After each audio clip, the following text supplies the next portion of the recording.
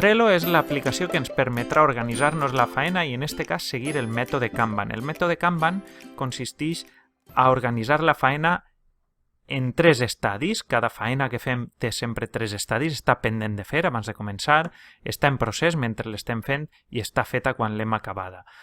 Jo he afegit una quarta columna que seria esperant, que és quan teniu pendent la validació de la faena perquè l'heu enviada a algun responsable que vos l'ha de validar o perquè heu enviat una sol·licitud d'informació a algú i espereu que vos la retorni, és a dir, és un estadi intermedi.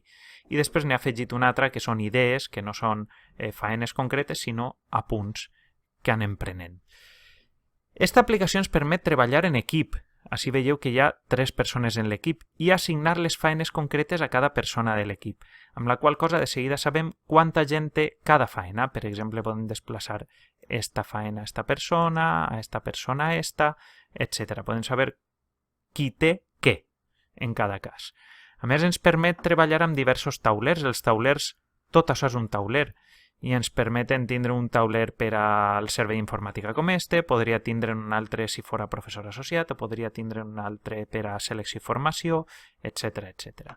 El mètode Kanban ens organitza en llistes de Trello les faenes, però cada faena després es pot completar amb moltes dades. Per exemple, puc afegir-li un enllaç a un document de Drive per a tindre tota la informació així. Puc tindre també un checklist en què tinc quins són els subprocessos de cada faena o subapartats i aniria marcant-los a mesura que els vaig fent. O puc afegir-li data d'inici i data de final si vull saber com estan estructurades, etc.